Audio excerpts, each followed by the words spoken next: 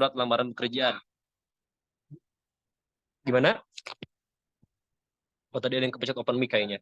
Sistematika surat lamaran pekerjaan itu artinya urutan dalam menulis surat lamaran pekerjaan atau step by step-nya yang harus ada di dalam surat lamaran pekerjaan. Yang ketiga itu adalah unsur kebahasaan. Unsur kebahasaan itu jadi bahasa-bahasa apa aja yang digunakan di dalam surat lamaran pekerjaan.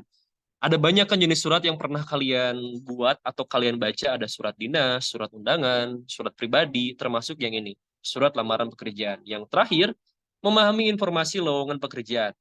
Jadi nanti kalian bisa info loker masih. Nah, itu gimana caranya memahami informasi yang terdapat di dalam lowongan pekerjaan. Seperti itu. Nah, jangan lupa buat absen terlebih dahulu. Jadi isi daftar hadir dulu ya. Linknya ada di web ini. Jadi boleh kalian screenshot terlebih dahulu, baru nanti kalian isi kehadirannya. Boleh di screenshot dulu, serahkan kalian screenshot, nanti klik. Oh, udah ada di room chat. Jadi tinggal ngeklik aja linknya, nanti kalian absen. Jadi biar kakak tahu nih, siapa aja yang udah hadir, terus kalau kalian ada pertanyaan, bisa dibantu dijawab seputar materi yang kakak jelaskan di hari ini. Gaske. Kakak orang Bandung ya, jadi mohon maaf kalau ada Sunda-Sundanya keluar. Nah, jadi kakak bisa dibilang satu kampung halaman sama Ade Londok, tahu yang Odading itu tuh, yang rasanya enak seperti menjadi Iron Man. Nah, kita mulai dari bagian pengertian. Jadi surat lamaran pekerjaan itu adalah surat yang berisikan permohonan kerja seseorang ke suatu perusahaan, lembaga, atau instansi. Gitu. Jadi bisa dikirimkan ke suatu perusahaan, lembaga, atau instansi. Lembaga dan perusahaan itu beda ya. Kayak misalkan kalian kelak menjadi PNS nih, sebuah pekerjaan yang diidam-idamkan oleh calon mertua. Nah, itu maksudnya ke lembaga atau instansi. Kalau perusahaan itu biasanya bergerak di bidang bisnis ataupun jasa. Gitu. Jadi bisa kalian kirim surat lamaran pekerjaan tersebut ke lembaga, perusahaan, atau instansi yang pada intinya memohon untuk melamar kerja. Gitu. Nah, ini ada perbedaan nih. Kalau misalkan kalian seringnya tuh lihat surat pribadi dibandingkan surat lamaran pekerjaan, di sini ada dua contoh kutipannya. Yang pertama itu adalah saya menemukan informasi melalui situs resmi bla bla bla bla bla. Lalu yang kedua, bagaimana kabarmu? Kudengar kemarin kau lagi galau ya karena kucingmu hilang. Nah, kira-kira menurut kalian apa sih perbedaan? Coba ada yang bisa ngasih gambaran nggak? Apa perbedaan dari dua kutipan surat tersebut? Apakah perbedaannya dari bahasanya, dari penulisannya, tujuan, atau apa? Kira-kira menurut kalian perbedaan dari dua kutipan tersebut itu apa? Ada yang bedangin nih? Gitu. Jadi surat lamaran pekerjaan itu bisa kalian pakai sebagai pegangan kalian kalau kalian nanti lulus, atau bisa juga pegangan kalian ketika kalian nanti punya bisnis sendiri. Jadi kalian bisa tahu nih mana calon-calon karyawan kalian yang paling paling apa ya, paling berkualitas gitu. Karena membuat surat lamaran pekerjaan merupakan step awal dalam melamar pekerjaan. Step awalnya gitu. Kaidah kebahasanya beda Kak? Oke, betul. Kaidah kebahasanya beda. Ada lagi? Ada lagi yang mungkin pandangannya berbeda ketika melihat dua kutipan tersebut. Jadi penggunaan bahasanya beda ya. Kalau yang atas itu lebih ke baku, bukan baku, formal. Lalu kalau yang kedua itu lebih ke non formal. Jadi dari kaidah kebahasaannya pun sudah jelas berbeda. Oke, kita lanjut. Jadi ini beberapa poin yang membedakan antara surat lamaran pekerjaan dengan surat pribadi. Yang pertama dari segi bahasa. Jadi bahasa yang digunakan di surat lamaran pekerjaan itu lebih baku dan sopan. Beda dengan surat pribadi yang menggunakannya, yang penggunaannya itu lebih santai. Karena menunjukkan sebuah kedekatan. Jadi penggunaan kata aku, kamu itu boleh dipergunakan di surat pribadi. Sedangkan di surat lamaran pekerjaan itu nggak boleh. Misalkan kalian nulis kayak gini, Pak, barangkali ada pekerjaan, bolehlah saya melamar. Nah, itu nggak boleh. Contoh penggunaan yang tidak boleh digunakan dalam surat lamaran pekerjaan. Apalagi, Pak, bolehlah minjem 100 gitu. Nah, itu apalagi nggak boleh. Kalian kenal juga nggak, udah merusak pertemanan. Gitu. Jadi, penggunaan bahasanya berbeda antara surat lamaran pekerjaan dengan surat pribadi. Lalu yang kedua, dari segi kebutuhannya. Dari kutipan barusan, bisa kalian simpulkan bahwa surat lamaran pekerjaan itu intinya untuk meminta pekerjaan atau mencari pekerjaan. Gitu. Kalau surat pribadi tujuannya untuk menanyakan kabar, jadi bersifat lebih intim lah karena dekat satu sama lain. Ini relate apalagi buat kalian-kalian yang waktu SMP-nya atau mungkin sekarang di pesantren. Kan kebanyakan pesantren tuh nggak boleh pegang HP ya. Jadi biasa suka kirim-kirim surat. Nah biasanya udah paham lah bedanya surat pribadi dengan surat lamaran pekerjaan. Terus dari sifat. Jadi sifat surat pribadi dengan surat lamaran tuh kalau pekerjaan itu sifatnya formal. Sedangkan kalau surat pribadi itu sifatnya non formal gitu. Jadi ada 3 jenis atau 3 unsur utama dari perbedaan surat lamaran dan surat pribadi, mulai dari segi bahasa, kebutuhan, dan sifat. Oh iya, kalau misalkan kalian mau bertanya, boleh langsung tanyakan aja di kolom chat ya. Jadi jadi nggak usah nunggu kakak ngasih waktu kesempatan buat kalian nanya nih, gitu. Bisa kakaknya keenakan, lama teing, kelamaan. Takutnya kakak kelamaan atau keenakan, silakan kalian tanyain langsung ke room chat. Takutnya keburu lupa. Oke, lanjut. Nah, ini merupakan contoh surat lamaran pekerjaan. Di sini bisa kita lihat bahwa di layar kalian, di layar HP ataupun layar laptop kalian itu sudah ada contoh surat lamaran pekerjaan. Nah, di sini ada lowongan yang ingin penulis lamar, yaitu sebagai staff admin. Nah, biasanya lowongan yang pengen dilamar sama penulis itu ditulis di paragraf awal. Ditulis di paragraf awal. Jadi ketika kalian ngelamar kerja, itu kalian harus mencantumkan posisi yang pengen kalian lamar. Pengennya ngelamar jadi apa? Gitu, harus dicantumkan. Gitu. Nah, ini contoh suratnya ya. Di sini ada tanda tangan penulis. Kak, kenapa ini tanda tangannya kosong? Nah, ini namanya juga nama-nama orang bohongan gitu. Jadi tanda tangan ini bisa kalian isi baik secara tulisan ataupun secara digital. Sekarang kan banyak aplikasi nih yang bisa nge-scan tanda tangan. Jadi harus kalian cantumkan sebagai bukti bahwa surat ini adalah kalian yang buat langsung gitu.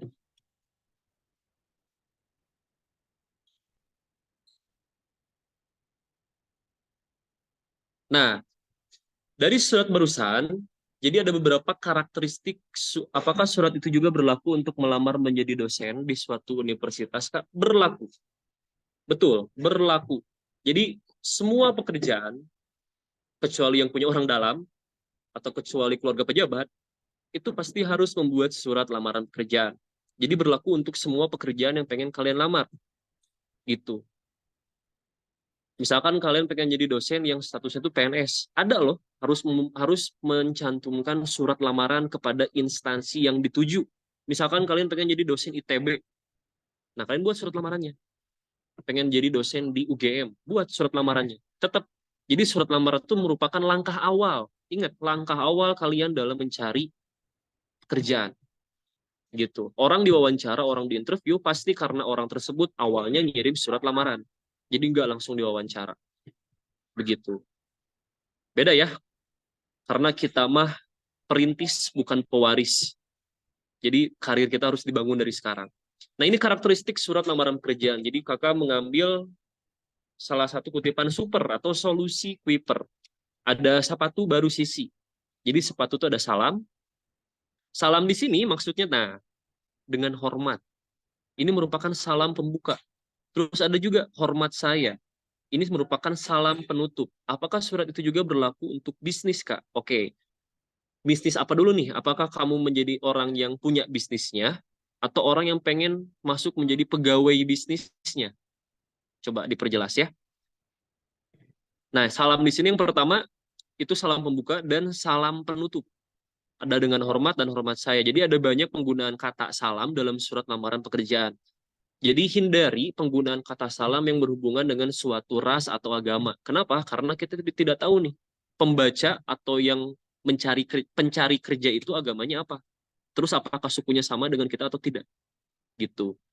Jadi menggunakan salam yang seumum mungkin sebagai bentuk toleransi kita kepada pembaca. Jadi jangan menggunakan assalamualaikum Pak Bu, jangan, karena belum tentu pembacanya itu satu agama dengan kita misalnya gitu. Pegawai mungkin iya berlaku. Jadi surat lamaran pekerjaan ini kalau kalian niatnya pengen jadi pegawai atau pekerja pasti harus membuat surat lamaran pekerjaan, pasti. Begitupun kalau kalian menjadi seorang pebisnis, penting juga paham tentang cara penulisan surat lamaran pekerjaan. Gitu. Kakak lanjut ya. Kalau belum kurang jelas, boleh ditanyain lagi. Yang pertama itu salam. Jadi ada salam pembuka dan salam penutup. Lalu yang kedua adalah pengiriman. Pengiriman di sini maksudnya, nah ini tujuannya.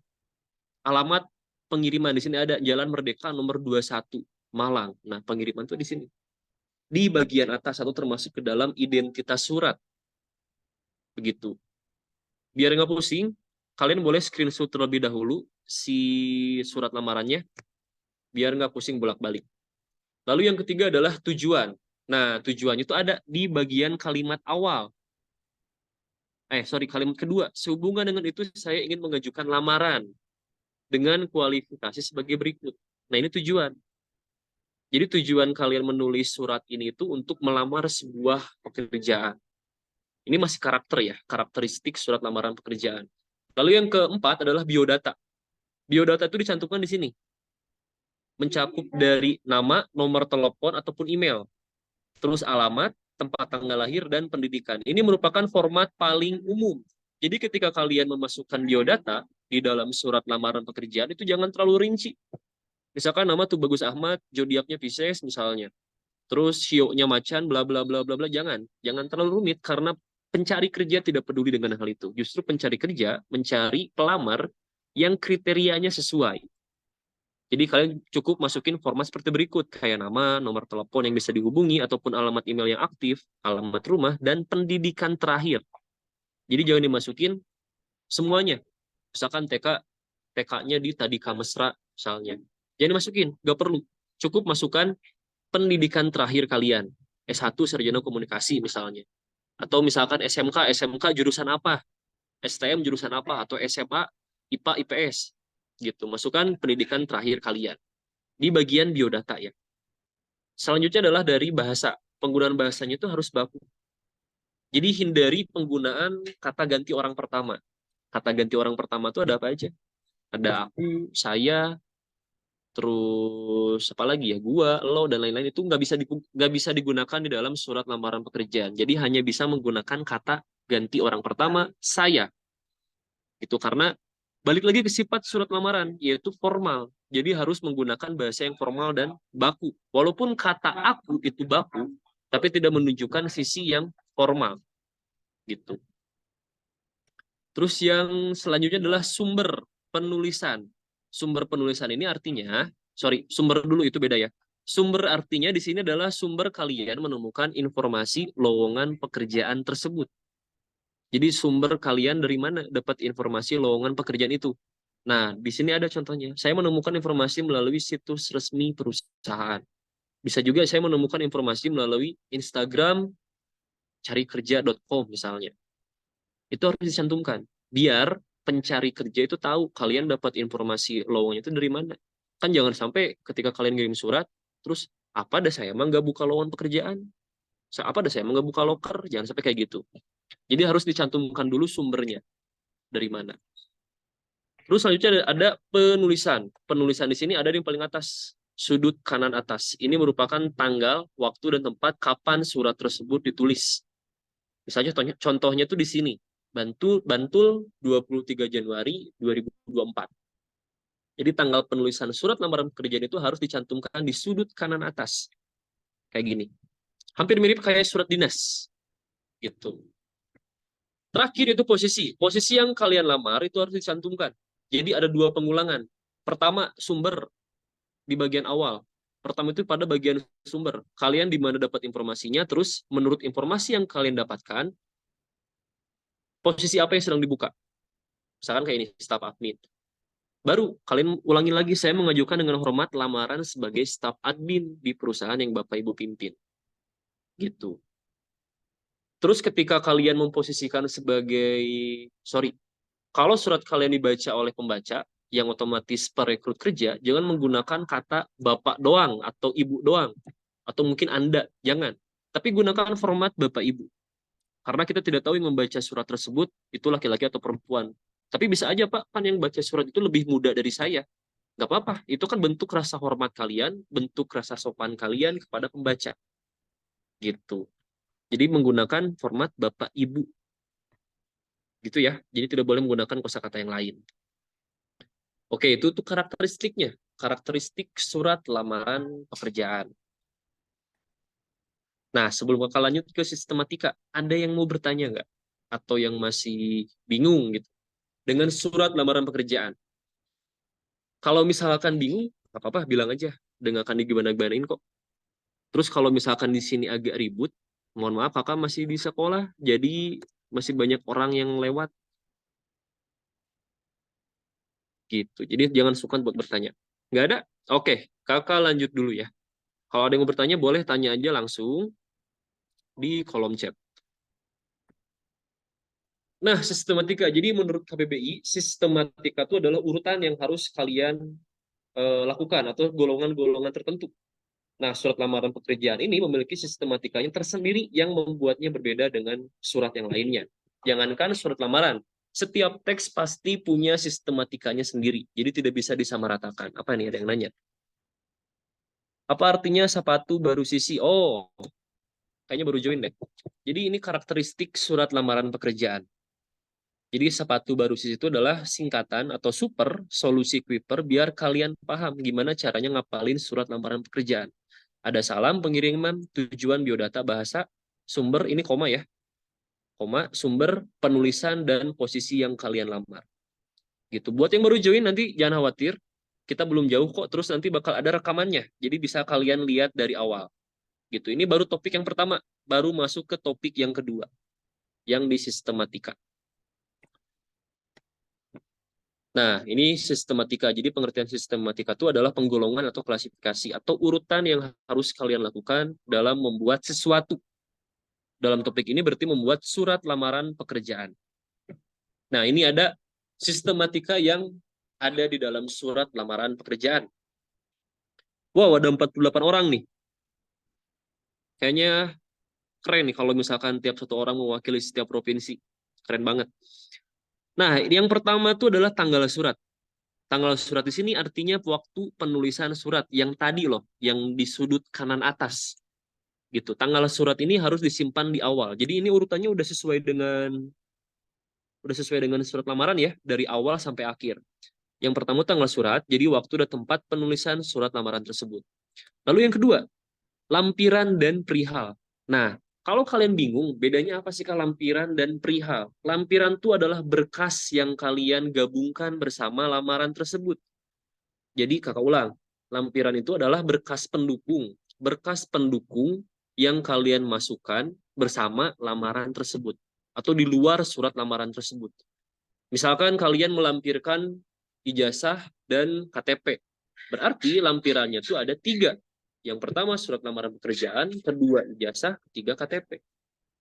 Gitu. Jadi lampiran itu jumlah file yang kalian kirim dalam lamaran pekerjaan kalian.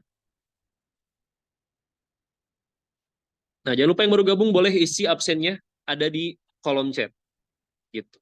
Lanjut yang ketiga itu adalah salam dan alinea pembuka. Jadi salam itu seperti yang tadi kakak bilang, salam pembuka itu harus menggunakan salam yang umum. Artinya tidak condong ke suatu agama, suatu budaya, ataupun suatu ras. Kenapa? Karena sebagai bentuk penghormatan kita atau bentuk toleransi kita kepada pembaca. Karena belum tentu pembaca surat tersebut itu memiliki agama, ras, ataupun suku yang sama dengan kita atau sebagai penulis. Gitu. Jadi gunakan salam yang umum. Misalkan dengan hormat, hormat saya, itu merupakan contoh salam yang umum. Gitu. Jadi jangan apa kabar, semoga sehat, jangan. Karena itu menunjukkan kedekatan yang sifatnya non formal. Sedangkan surat lamaran harus formal. Gitu. Terus yang selanjutnya adalah isi. Jadi isi dari surat lamaran itu mencakup awalnya itu dari biodata pelamar. Yang tadi Bapak sebutkan, Bapak lagi, yang tadi Kakak sebutkan di awal. Ada biodata pelamar, mulai dari nama, tempat tanggal lahir, nomor telepon atau email yang aktif, dan pendidikan terakhir kalian. Jadi pendidikan terakhir pelamar, gitu. Terus ada juga berkas yang dilampirkan. Kalau kalian lihat, nanti ada contohnya. Kalau misalkan kalian ingin melampirkan ijazah, pas foto, dan fotokopi KTP, itu harus disebutkan dan dicantumkan di dalam surat lamaran. Artinya bersama surat lamaran ini saya lampirkan sebagai berikut. Yang pertama, fotokopi ijazah. Yang kedua, pas foto, bla bla bla bla, dan seterusnya. Terus yang paling penting nih, dari surat lamaran, kalian harus mencantumkan pengalaman singkat yang berhubungan dengan pekerjaan yang kalian lamar. Jadi kalian tuh harus memasukkan pengalaman singkat yang berhubungan dengan pekerjaan yang kalian lamar. Contoh misalnya nih, kalian pengen ngelamar menjadi kru WO. Tahu WO kan? Kru WO. Kru WO tuh jadi wedding organizer. Kalau kalian datang ke hajatan orang tuh suka ada yang gini, selamat siang kakak, mau foto ya? Mau foto atau salaman aja? Bentar ya. Nah itu kan kru. Orang yang ngatur jalannya hajatan orang lain. Kru WO. Nah kira-kira apa yang relate sama pekerjaan tersebut? Atau pengalaman apa yang relate dengan kru WO? Ya berarti pekerjaan atau pengalaman yang berhubungan dengan public speaking, terus pengalaman atau pekerjaan yang berhubungan dengan interaksi dengan orang lain, bekerja secara tim, kira-kira apa yang berhubungannya? Gitu. Misalnya kakak mau ngelamar jadi kru WO, pengalaman yang kakak punya adalah aktif di berbagai organisasi, terus dapat bekerja secara tim, dan lain-lain. Nah, itu berhubungan. Kak, apakah surat lamaran pekerjaan ditulis juga di lampiran? Ditulis. Di lampirannya. Terhitung mungkin ya. Kehitung. Jadi misalkan di atas kan ada lampiran nih. Lampiran 3 berkas. 3 berkas. Nah, berarti 3 berkas itu yang pertama surat lamaran, yang kedua ijazah, yang ketiga KTP. Gitu. Jadi dicantumkan. Tapi di bawahnya mah nggak perlu kalian sebutkan. Misalkan bersama surat ini saya lampirkan surat lamaran, ijazah. Nggak usah disebut. Jadi langsung aja ke berkas yang kalian lampirkan. Kayak ijazah, KTP, dan lain-lain. Gitu. Jadi tidak perlu dicatat di bagian suratnya. Cukup kalian lampirkan jumlah filenya aja atau jumlah berkasnya aja. Gitu. Terus yang terakhir adalah penutup. Kelewat. Penutup.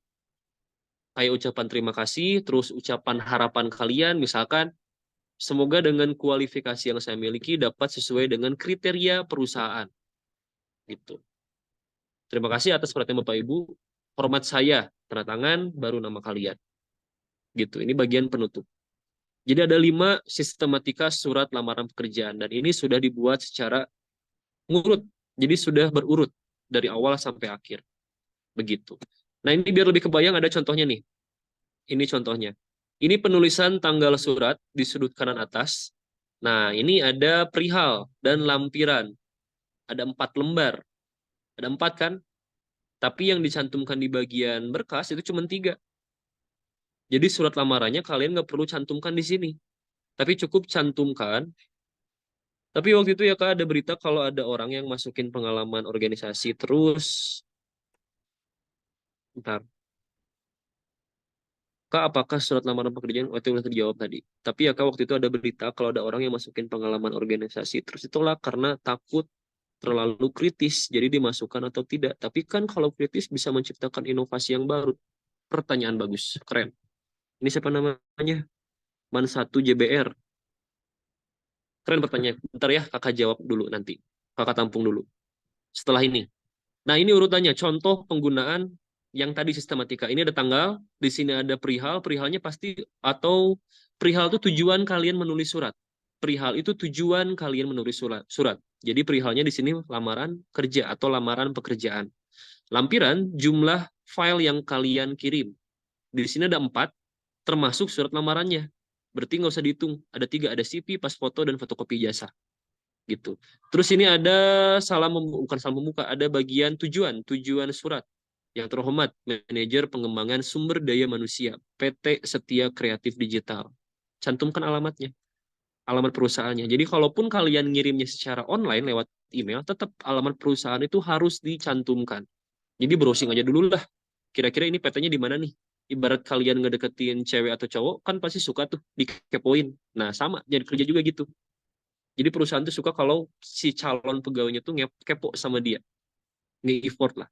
Dan ini ada notes. Notes-nya itu adalah nama kota, tanggal, itu ditulis dalam angka. Tanggal itu ditulis dalam angka.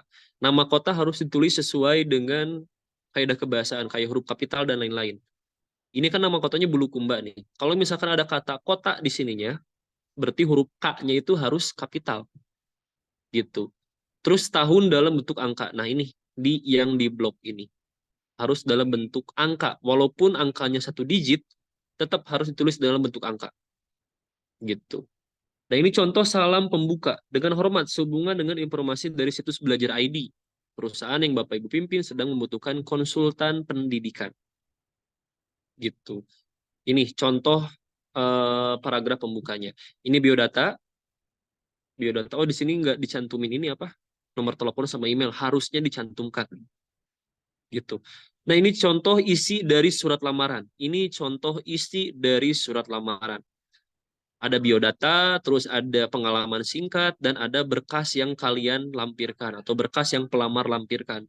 Ini contohnya, dengan kualifikasi tersebut saya berpengalaman menjadi MC dan terbiasa membuat konten-konten endorsement di sosial media yang saya miliki.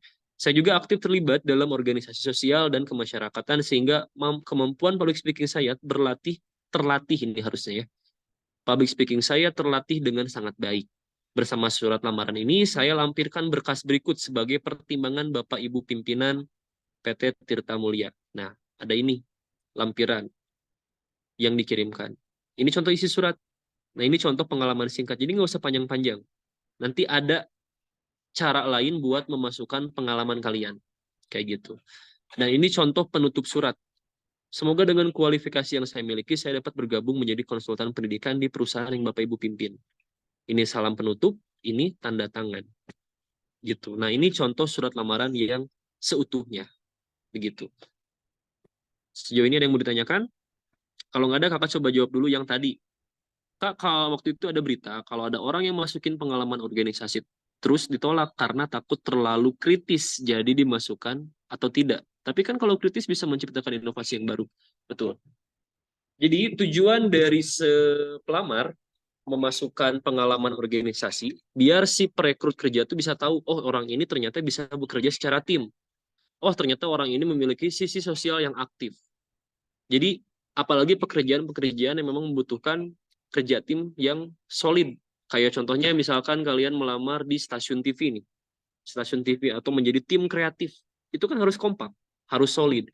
Kalau kalian mencantumkan pengalaman organisasi, berarti mendukung tuh atau sesuai dengan pekerjaan yang kalian lamar.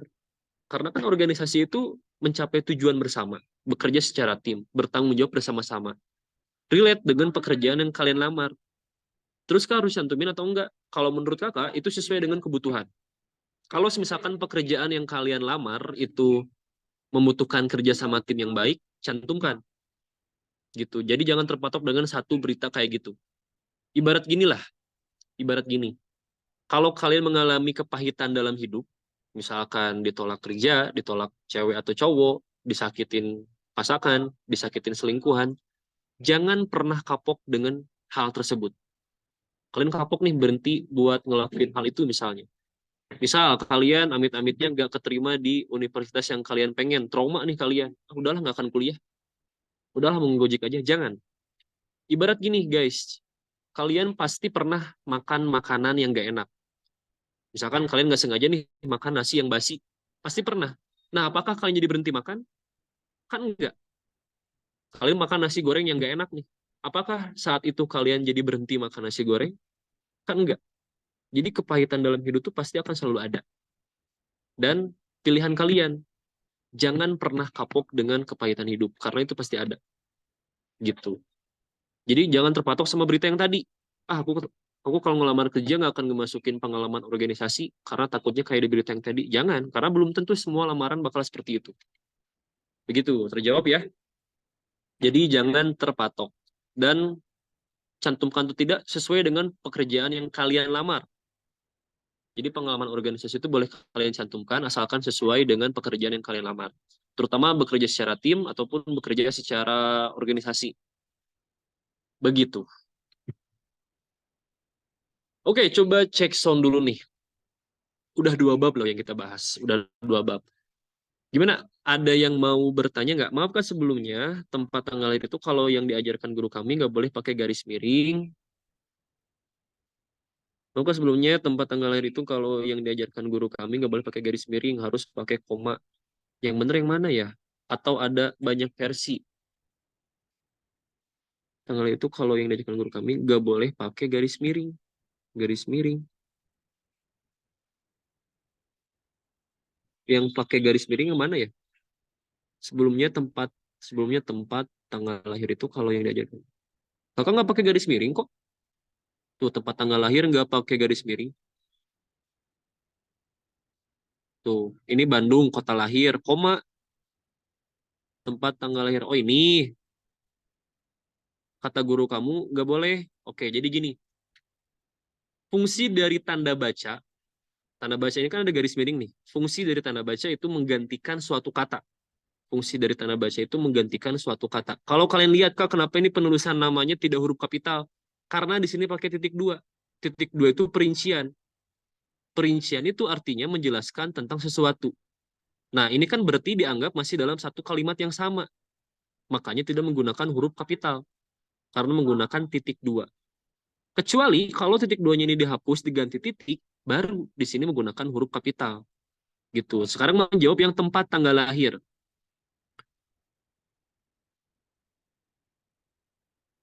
Sekarang yang tempat tanggal lahir. Kalau ini yang diajarkan guru kamu benar atau salah? Menurut Bapak, dua-duanya benar. Kenapa? Karena tanda baca itu menggantikan suatu kata. Garis miring itu kan menggantikan atau. Jadi penulisannya tidak boleh tempat spasi garis miring spasi tanggal lahir. Jadi harus ditulis sesuai tanpa spasi. Gitu. Jadi tempat garis miring atau tanggal lahir. Kalau misalkan kamu pengen sama kayak guru kamu, boleh. Mau sama kayak kakak, boleh. Karena dua-duanya benar. Dan baku. Gitu. Atau kalian mau singkat nih, TTL, tempat tanggal lahir, boleh. Gitu. Yang penting singkatannya itu yang mudah diketahui oleh si pembaca. Kayak gitu. Karena fungsi tanda baca itu untuk menghemat. Kalau untuk lampiran, kata guru saya nggak boleh pakai huruf kapital. Contohnya CV, fotokopi. Jadi yang benar yang mana? Oke. Coba kalian lihat. Di sini kakak nggak pakai tanda titik kan? Tidak pakai juga tanda titik dua. Nah, ini pakai titik dua kan? Makanya kalimat yang di bawahnya itu menggunakan huruf kecil karena masih dianggap dalam satu kalimat yang sama. Terus Kak, kenapa di sebelahnya pakai huruf kapital? Ini kan nama orang. Nama orang kan ditulis dengan huruf kapital. Terus gelar juga ditulis dengan huruf kapital. Nama kota, nama bulan, terus ada nama tempat ditulis dengan huruf kapital. Ini nama ilmu, cabang keilmuan ditulis dengan huruf kapital. Jadi ini kenapa ditulis dengan huruf kapital? Karena memang hukumnya harus ditulis dengan huruf kapital. Kalau pakai tanda titik dua, itu dianggap masih dalam satu kalimat yang sama. Gitu. Terus yang menjawab yang untuk lampiran kata guru saya nggak boleh pakai huruf kapital. Contohnya CV, fotokopi, jadi yang benar yang mana? Oke, pertanyaan bagus. Jadi, lihat tanda baca yang digunakan sebelum perincian yang ini. Lihat tanda baca yang digunakan sebelum perincian yang ini. Kalau di sininya kakak pakai tanda titik dua, yang seperti di biodata, kayak gini, benar kata guru kamu. Oke, boleh. Jadi, dalam penulisan surat, jalan itu boleh disingkat. Dengan catatan, J-nya itu besar, L-nya kecil, dan diakhiri dengan tanda titik. Dalam surat, ya. Tidak dalam teks. Jadi, dalam surat apapun, surat lamaran kerja, surat dinas, ataupun surat pribadi, jalan itu boleh disingkat. Gitu. Makanya tadi kakak bilang ada ciri khas. Setiap teks itu punya ciri khasnya tersendiri. Gitu. Nah, kalau menjawab yang CV itu kenapa ditulis dengan huruf kapital? Nah, ini kan nggak ada tanda titik dua. Tidak seperti yang di biodata. Terus tidak ada tanda titik. Dan selanjutnya itu menggunakan penomoran. Nomor satu, nomor dua, dan nomor tiga. Penomoran ini udah pasti menandakan kalimat baru. Artinya ditulis dengan huruf kapital. CV itu singkatan, curi culum vitae. Kak, kalau disingkat JLN boleh. Setahu kakak tidak boleh, jadi hanya JL doang. Kalau mau ya udah jalan sekalian gitu. Jadi hanya JL aja yang sesuai dengan peraturan atau kaidah kebahasaan di surat dinas dan surat lamaran pekerjaan gitu. Ini menandakan kalimat baru jadi tulis dengan huruf kapital. Nah, kalimat baru di sini ini kan nggak ada kalimat lain nih, nggak ada subjek, predikat, objek, keterangan dan lain-lainnya. Berarti tidak perlu ditulis dengan huruf kecil semua atau kalimat setelah huruf kapital itu nggak boleh ditulis dengan huruf kecil karena ini bukan kalimat, karena nggak ada subjek predikatnya, tapi menjelaskan tentang judul atau identitas, makanya ditulis dengan huruf kapital. CV, pas foto, fotokopi ijazah. Ini fotokopi kenapa miring? Karena kata asing. Begitu.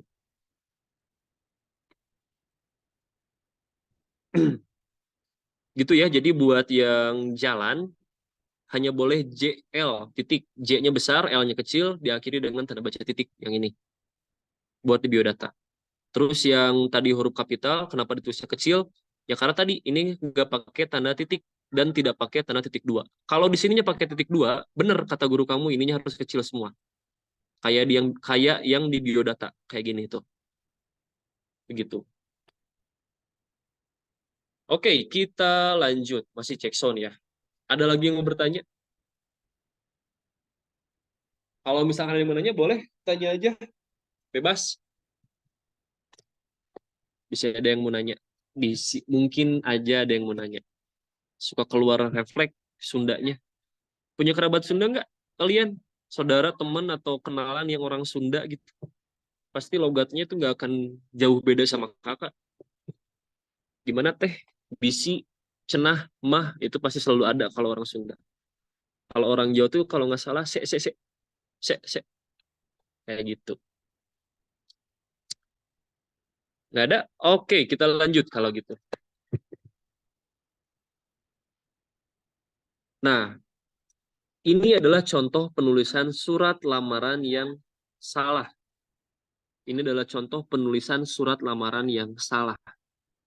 Kalau kalian lihat secara rinci, kalau kalian lihat secara sekilas ini pasti kayak fine-fine aja, kayak bener-bener aja gitu. Tapi coba, menurut kalian salahnya itu apa selain dari 4 poin yang ini nih? Kan di sini sudah ada nih, ada 4 poin. Terdapat penulisan kata yang tidak baku dan tidak sesuai ejaan. Menurut kalian kata apa yang nggak sesuainya tuh? Kita coba lihat satu-satu. Menurut kalian, dari pernyataan yang pertama, terdapat penulisan kata yang tidak baku dan tidak sesuai dengan ejaan. Kira-kira kata yang mana yang tidak sesuai dengan ejaan tersebut? Terus yang kedua, tujuan surat yang diungkapkan penulis menggambarkan ketertarikan. Lampiran, oke, betul. Ada lagi yang tidak sesuai dengan satu berkas nggak sih? Kalaupun ditulis dengan huruf, tetap salah. Kenapa? Karena ini kan di lampirnya ada banyak. Ada 1, 2, 3, 4, 5 plus surat lamarannya. Tuh lihat. Jadi nggak relate. Tuh. Jadi harusnya lampirnya tuh 5 berkas. Begitu. Di sini cuma 1. Oh iya, WK. Hehe. Kakak balas. Begitu. Terus di itu yang mana ya? Di itu nama kota. Betul, penulisan nama kotanya salah. Karena tidak menggunakan huruf kapital. Jadi K-nya harusnya besar, B-nya pun harusnya besar. Mana yang di Oh, ini betul, di itu. Oke. Ada lagi? Semoga ya Pak Bu. Oke, dari segi bahasanya. Jadi terdapat penggunaan bahasa yang kurang tepat. Halo, oke betul. Itu tidak menunjukkan keprofesionalan. Oke guys, kalau buat belajar boleh di screenshot aja. Kita lanjut ke unsur selanjutnya atau topik selanjutnya. Bagaimana sih bahasa surat lamaran pekerjaan? Nah, ini bahasa di dalam surat lamaran pekerjaan. Jadi harus menggunakan bahasa yang baku. Kayak dengan hormat, Bapak, Ibu, saya, itu merupakan contoh penggunaan bahasa yang baku. Terus yang kedua, tanda baca. Ini yang paling riskan atau yang paling, yang paling utama lah. Kayak penulisan huruf kapital, terus bentuk perincian, itu paling banyak kesalahannya di surat lamaran pekerjaan. Jadi harus benar-benar diperhatikan. Biar paham, kalian nanti boleh belajar mandiri tentang penggunaan tanda baca. Gitu. Ini ada pengaruhnya juga dengan nanti ketika kalian UTBK, karena ada materi yang membahas tentang tanda baca ataupun huruf kapital. Itu biasanya di materi PBM atau literasi gitu. Yang ketiga sopan. Sopan di sini artinya menunjukkan sebuah profesionalitas, adanya salam pembuka dan salam penutup, terus menyampaikan tujuan kalian mengapa menulis surat tersebut. Selanjutnya adalah kalimat efektif. Ciri dari kalimat efektif itu ada 4. Berarti logis, jelas, tidak mengandung pleonasme, dan kesejajaran. Logis itu artinya masuk di akal, jelas juga maknanya jelas, tidak mengandung pleonasme. Pleonasme itu pemborosan kata. Kayak misalkan para ibu-ibu. Itu merupakan contoh kalimat yang pemborosan kata. Kenapa? Karena para itu artinya lebih dari 1, ibu-ibu atau pengulangan kata ibu-ibu itu artinya juga lebih dari 1. Nah, itu pleonasme. Gitu. Terus sangat tertarik sekali, itu pengurusan kata juga. Terus kesejajaran. Kesejajaran ini artinya adalah kesejajaran bentuk predikat. Jadi predikat itu kan bentuknya kata kerja. Ciri utama dari kata kerja itu bisa menggunakan awalan me dan awalan di. Ciri utama dari kata kerja. Jadi misalnya kata dasarnya tulis, bisa jadi menulis dan ditulis. Berarti tulis merupakan kata kerja. Kalau predikatnya itu pakai awalan me, berarti predikat selanjutnya itu harus menggunakan awalan me juga. Contohnya, saya berpengalaman mengikuti organisasi dan saya berpengalaman bekerja di suatu proyek dan bertugas mendesain produk pembangunan, menulis RAB pembangunan, dan melaksanakan program pembangunan. Semuanya pakai awalan mendesain, menulis, dan melaksanakan. Gitu, itu kesejajaran ya. Terakhir adalah kalimat penutup. Jadi ada kalimat pengharapan, ada bentuk pengharapan, kesediaan, dan tanda tangan si penulis. Oke, jangan lupa buat yang belum isi absen, boleh diklik linknya. Nah, ini adalah ciri penggunaan bahasa dari yang kakak jelasin barusan.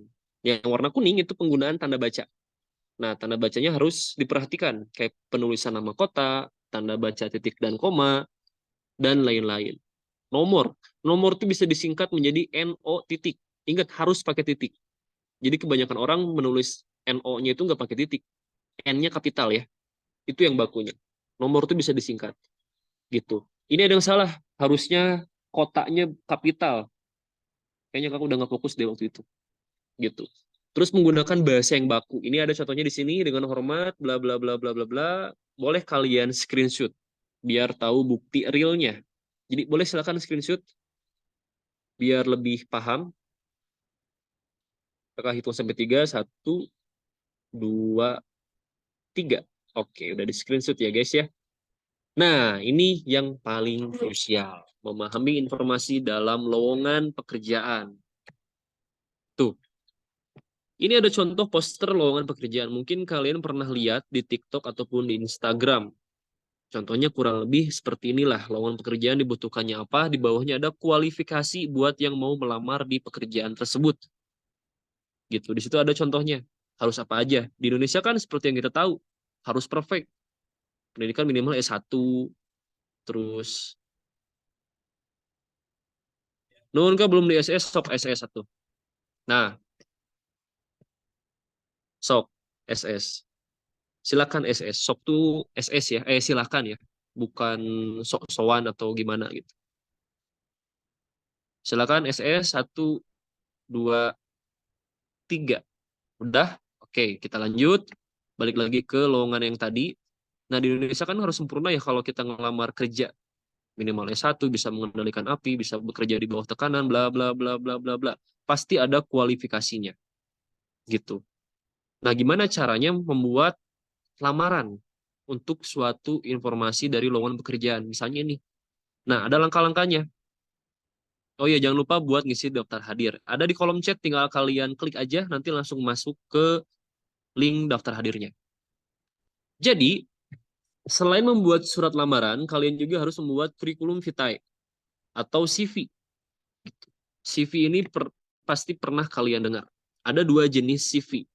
Ada CV pada umumnya dan ada CV ATS.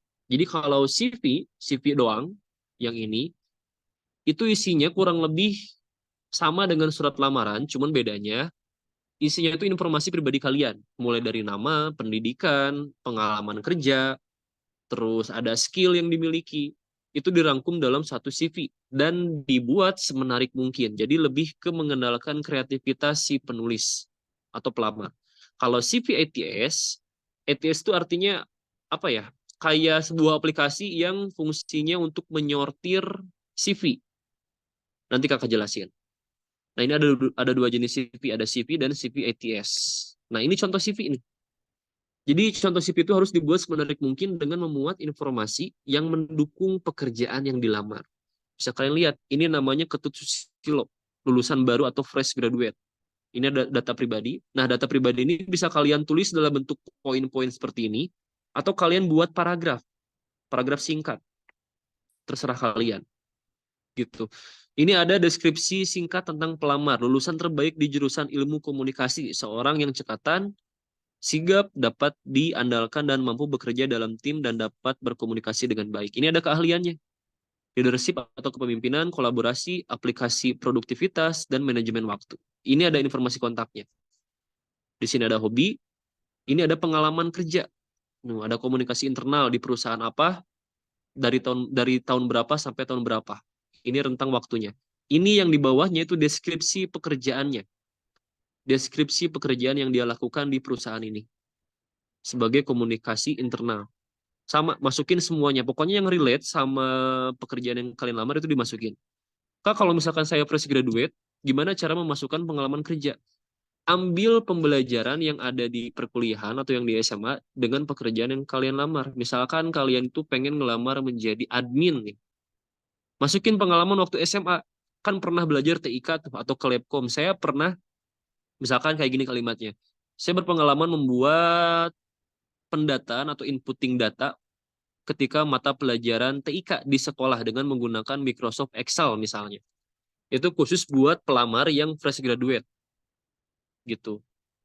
Jadi cari pengalaman di sekolah ataupun di perkuliahan yang berhubungan dengan pekerjaan yang kalian lamar.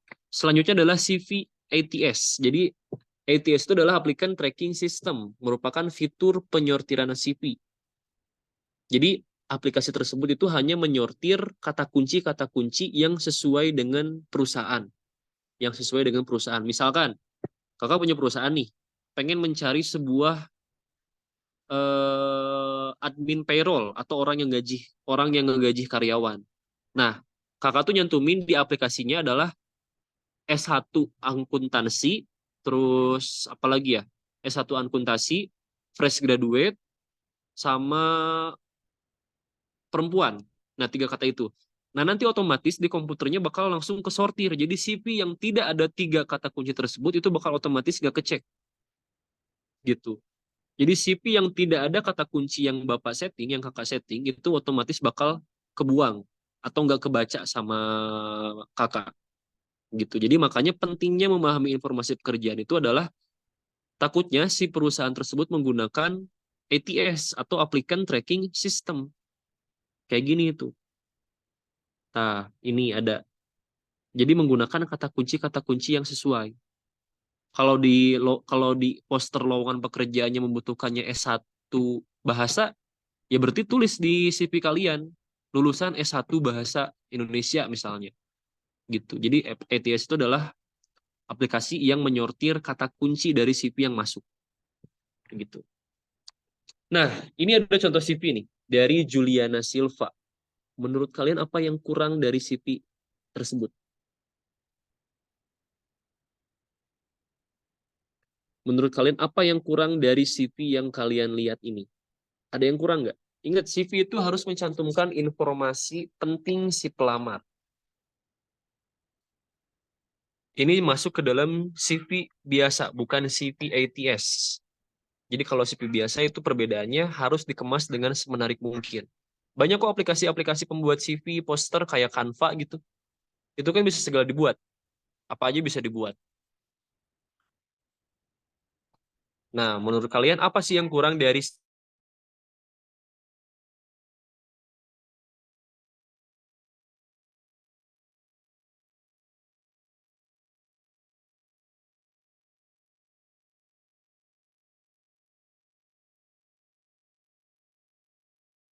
cara menilai seorang pegawai atau menilai seorang pelamar yang mau melamar kerja di bisnis kalian?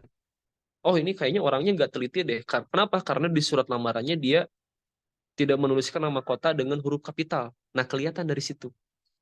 Gitu. Oh, kayaknya orang ini bukan bukan orang yang berpengalaman deh. Kenapa? Karena di CV-nya dia gak nyambung gitu. Cuma ngejelasin diri pribadi dia doang dan lain-lain. Kok mati?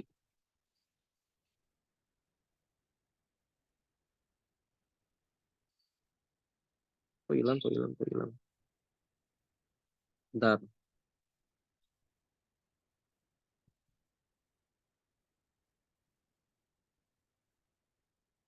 Ya udah ada belum?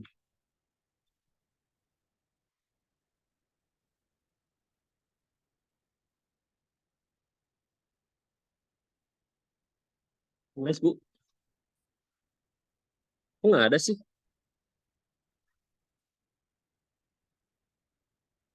Bentar, bentar, bentar.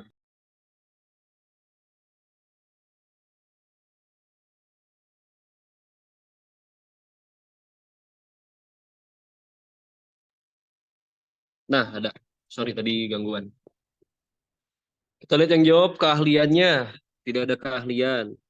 Itu kan ada kemampuan. Ada pemrograman, analisis data, dan lain-lain. Pendidikan. Tujuannya nggak disebutkan. Tujuan itu hanya disebutkan di surat lamaran ya. Tujuan itu hanya disebutkan di surat lamaran. Jadi kalau di CV nggak perlu disebutkan. CV itu berisi tentang informasi dan pengalaman kalian. Pengalaman kerja betul. Jadi di CV ini kekurangannya tidak mencantumkan pengalaman kerja. Anaknya orang dalam. Oh iya, benar. Kalau orang dalam kan nggak perlu pakai CV dan surat lamaran. Apalagi kalau anak presiden. Cuaks. Gitu. Jadi kekurangan dari CV ini adalah tidak mencantumkan pengalaman kerja.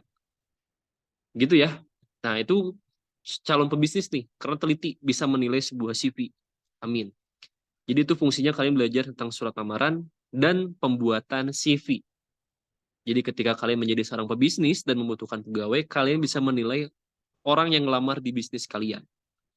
Gitu. Nah, jadi langkah-langkahnya ini.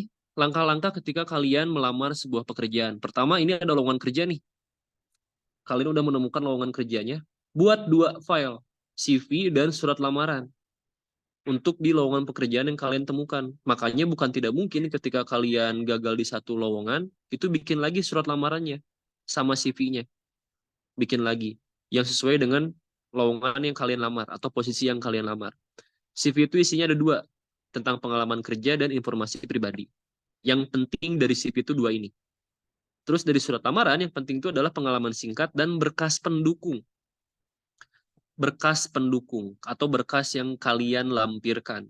Ini 2 poin yang penting dari pembuatan surat lamaran pekerjaan. Kayak gitu. Berkas pendukung itu ada apa aja, Kak? Ada 2. Yang pertama itu portofolio. Kedua itu sertifikat. Portofolio juga kalau kalian nanti kuliah, misalkan lewat jalur undangan, amin. CV kayak gimana, Kak? CV, ini CV. Ini CV, guys. Nah, ini tuh CV. Jadi informasi singkat tentang pelamar yang dibuat semenarik mungkin. Ada nama orangnya, ada keahlian, nomor kontak, pendidikan, pengalaman kerja, dan lain-lain. Pokoknya yang mendukung lamaran kalian. Itu CV. Kalau ini CV ATS, CV yang dibuat lebih sederhana dan mengutamakan kata kunci. Gitu, ini CV. Gitu. Nah, ini ada 2 bentuk berkas pendukung. Kak, kalau aturan yang sekarang tentang SKCK itu bisa dipakai terus atau sekali pakai. Nah, kalau itu kakak nggak tahu karena kakak bukan panitia SKCK. Jadi kalau itu beda lagi urusannya. Kalau berita terbaru sih, kemarin adik kakak bikin SKCK, memang iya. Jadi buat 1 kali ngelamar kerja. Jadi harus disebutin PT-nya PT apa misalnya. Nah, berkas pendukung itu ada 2, ada portofolio dan sertifikat. Portofolio itu adalah bukti karya yang pernah kalian buat. Bukti karya yang pernah kalian buat. Biasanya pekerjaan yang membutuhkan portofolio itu berhubungan dengan pembuatan karya, kayak fotografer, editor video, terus apa lagi ya, desainer, ada konten kreator, suka minta portofolio di lowongannya. Misalkan kalian ngelamar menjadi seorang fotografer. Nah, kalian tuh bisa mencantumkan portofolio foto-foto yang pernah kalian ambil sebagai bahan pertimbangan si perusahaan gitu. Jadi portofolio itu adalah bukti karya yang pernah kalian buat sendiri. Terus yang kedua, sertifikat. Sertifikat itu adalah bukti sah kalian pernah mengikuti sesuatu, entah itu organisasi, seminar, ataupun sebuah pelatihan. Itu dimasukkan gitu. Itu bedanya portofolio dan sertifikat. Jadi ada berkas pendukung lain selain ijazah, terus transkrip nilai, SKCK, ada berkas pendukung lain. Pokoknya tergantung dengan posisi yang kalian lamar. Gitu. Beres, guys. Ada yang mau nanya nggak? Tadi ada yang nanya perasaan. Kalau hobinya diisi main game, otomatis tidak diterima.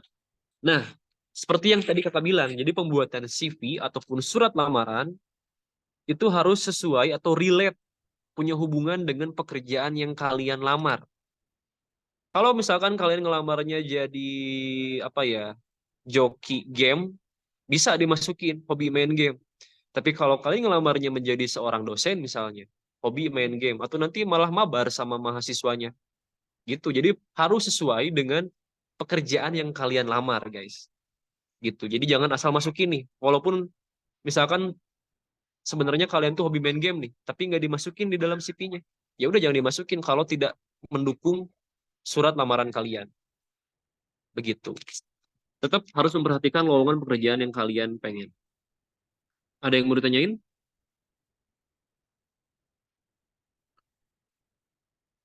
Oke, nggak ada. Nah, kita latihan soal dikit aja. Masih ada 5 menit. Coba kalian jawab soal tersebut. Hal yang tidak tercantum dalam surat lamaran pekerjaan di atas. Mangga, Bu. Kira-kira apa yang tidak tercantum di dalam surat lamaran di atas? Boleh kalian jawab. Salam membuka, oke. Salam membuka, oke. Ada yang beda? Iya, dan the moment of truth. Jawabannya betul. Salam pembukanya nggak ada. Keren. Salam pembuka yang di atas ya, kayak dengan hormat. Itu nggak ada di potongan surat ini. Nah, ini penjelasannya. Ini sesuai dengan sistematika surat lamaran pekerjaan. Ada tanggal, alamat penerima, salam pembuka, dan isi. Gitu. Oke, kita lanjut. Nah, ini ada sistematika surat berikut. Urutan yang tepat agar terbentuk sistematika surat, bukan surat resmi ya, ini tuh surat lamaran harusnya. Opsi A, B, C, D, atau E. Jadi A itu dari atas ya. A, B, C, D, sampai E.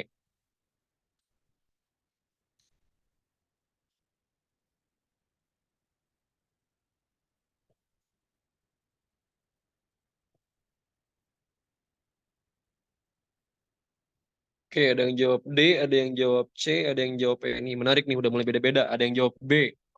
Oke. Ada lagi yang mau jawab?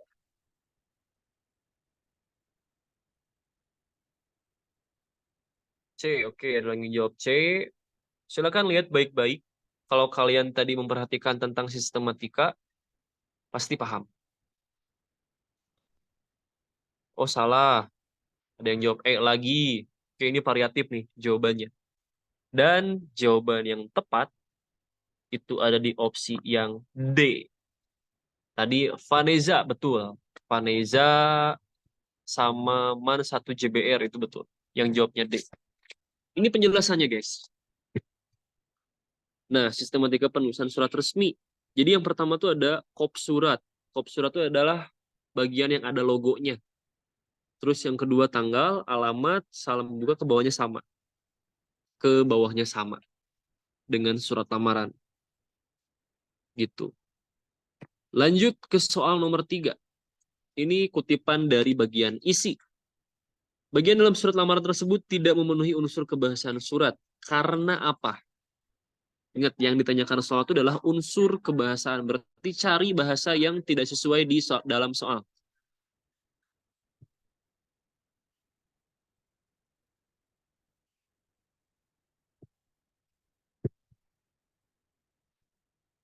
D, oke, ada yang jawab D, penulisan kata tidak baku.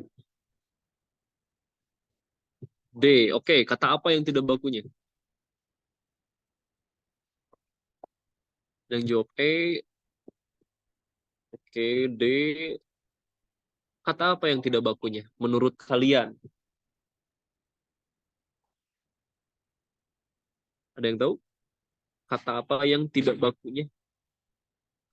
Bersama. Oke, kita lihat the moment of truth. Betul, jawabannya yang D. Apakah penjelasannya sama? Nah, ini penjelasannya. Terdapat penulisan kata pas foto dalam pemerinciannya. Penulisan kata pas foto tidak tepat karena tidak sesuai dengan penulisannya. Jadi harusnya adalah pas foto tanpa spasi. Gitu. Jawabannya bener deh, tapi penjelasannya kurang tepat. Jadi penulisan pas foto itu digunakan atau ditulis tanpa spasi. Begitu. Nomor 4, 2 menit lagi. Unsur kebahasaan berikut terdapat pada bagian surat lamaran. Kecuali. Kecuali yang mana?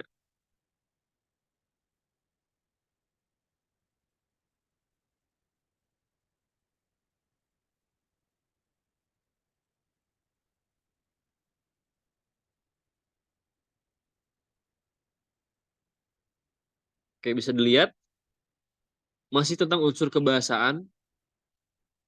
Caranya kalian lihat opsinya, terus lihat lagi soalnya. Bener nggak apa yang kata opsinya? Ada yang jawab E, ada yang jawab C, kalimat yang menyatakan kesediaan. Oke, kalimat dengan ragam bahasa baku. Ingat, kecuali unsur kebahasaan berikut terdapat pada bagian surat lamaran di atas. Kecuali yang mana? Yang tidak ada berarti. Yang tidak ada pada surat lamaran yang ada di dalam soal. Yang mana? Oke, ada yang jawab E, C, D, C lagi. Oke. Ada yang jawab E, dan jawaban yang tepat itu yang C. Kalimat yang menyatakan ungkapan ketertarikan itu tidak ada di bagian surat ini. Nah, ini merupakan klasifikasinya. Saya berharap lampiran-lampiran tersebut menjadi bahan pertimbangan bagi ibu untuk menerima lamaran yang saya ajukan. Ini berisi pengharapan. Apabila saya memenuhi kualifikasi, saya bersedia dipanggil untuk dites dan diwawancara. Kesediaan, terus ada kalimat beragam bahasa. Atas perhatian ibu, saya mengucapkan terima kasih. Nah, dengan demikian, unsur kebahasaan yang tidak terdapat pada bagian surat tersebut adalah ungkapan ketertarikan. Saya tertarik untuk melamar di perusahaan yang Bapak Ibu pimpin sebagai apa? Itu contoh kalimat ungkapan ketertarikan dalam surat lamaran pekerjaan. Jadi, saya tertarik untuk melamar pekerjaan di perusahaan Bapak Ibu sebagai akuntan misalnya, atau sebagai konten kreator. Begitu. Terakhir deh. Udah habis waktunya, guys. Udah habis, udah habis. Ini soal terakhir. Nah, ini ada sesi berikutnya nih. Jangan lupa, jatuh jangan sampai salah. Ini ada sesi berikutnya sama Kak Ayu dan Kak Tirza atau Kak Nova untuk fisika dan literasi bahasa Inggris. Begitu.